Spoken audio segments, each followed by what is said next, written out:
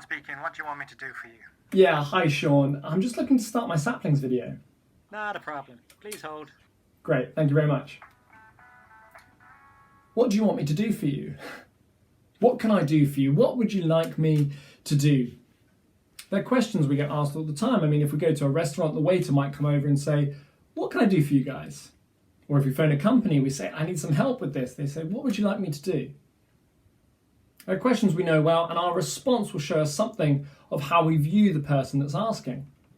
For example, if I go to a hotel and I ring that little bell on the check-in desk, someone comes over and says, how can I help you? What would you like me to do?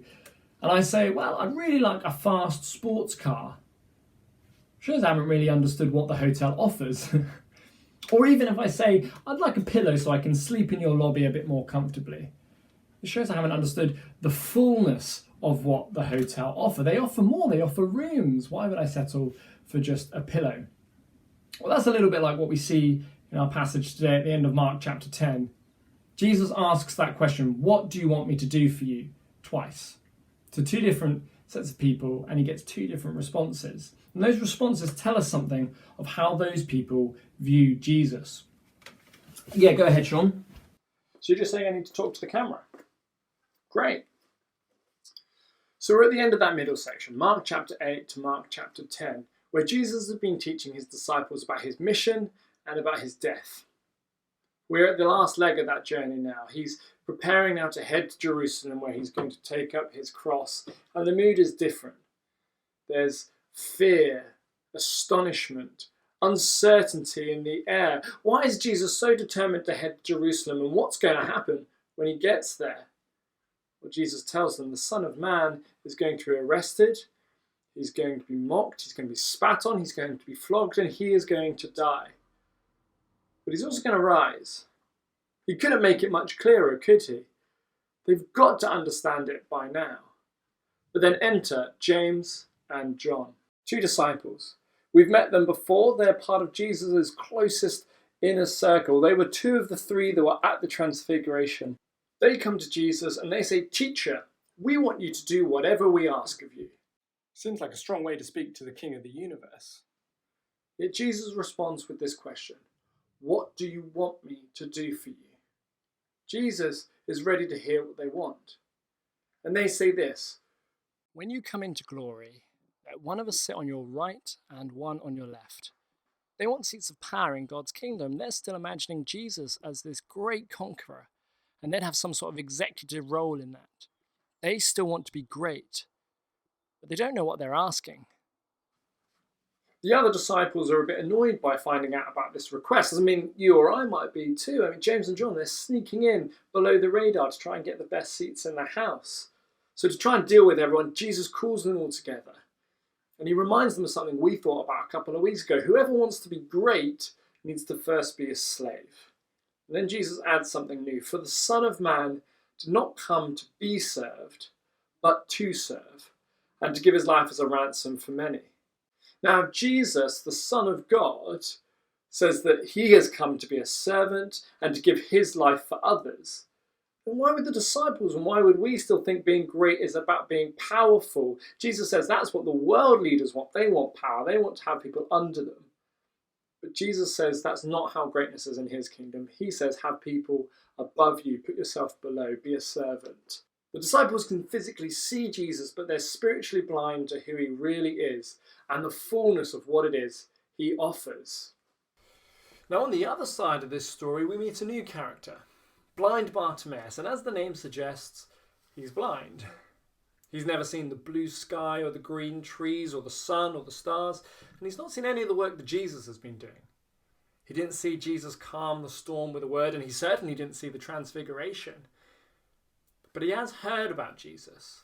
And as the crowd around him start buzzing about this Jesus of Nazareth, Bartimaeus can't contain himself. He starts shouting, Jesus, Son of David, have mercy on me. The people around him start telling him to be quiet. You're interrupting. They rebuke him. Go back. But that just makes Bartimaeus shout louder, Jesus, Son of David, have mercy on me. Call him, says Jesus. Bring him over. Again, we see Jesus stop everything, all of the crowds, all the people, so he can reach out to the outsider and bring him to him. All are welcome to come to Jesus, he's saying.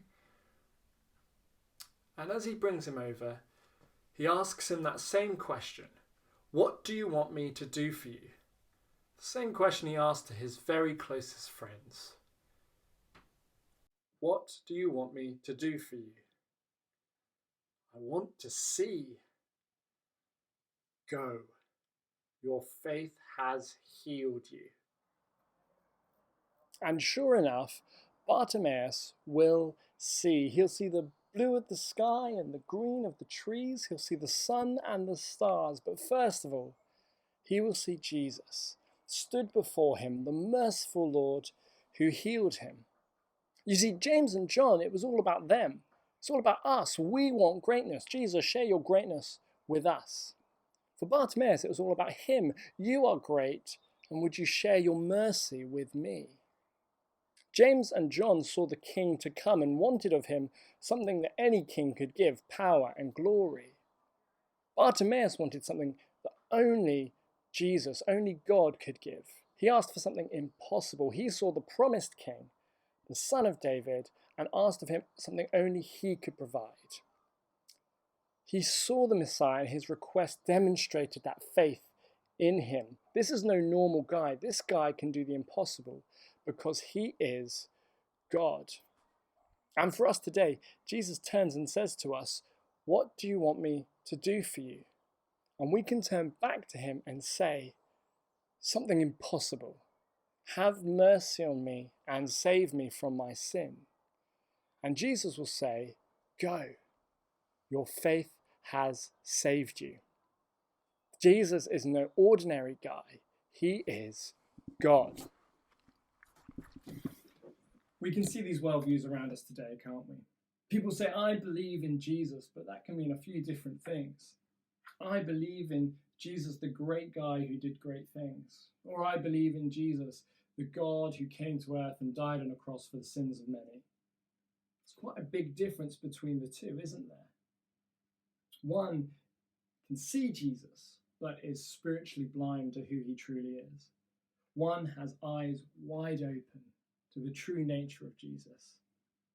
We don't go to a hotel and ask for just a pillow, because we can see the true nature of the hotel offers us so much more. It offers rooms and a place to lay our head. It's so much more than a pillow.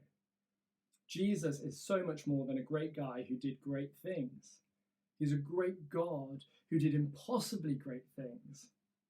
And when we believe that, we'll want to respond the way Bartimaeus did.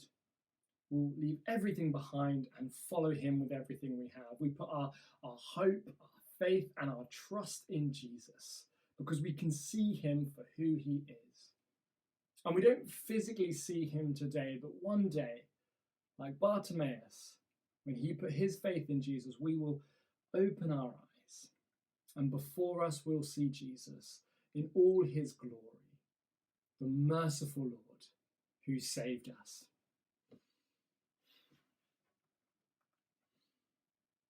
Yeah, Sean, I'm just looking to end the video. That was a good ending. Yeah, if we could just fade to black or something, that'd be great.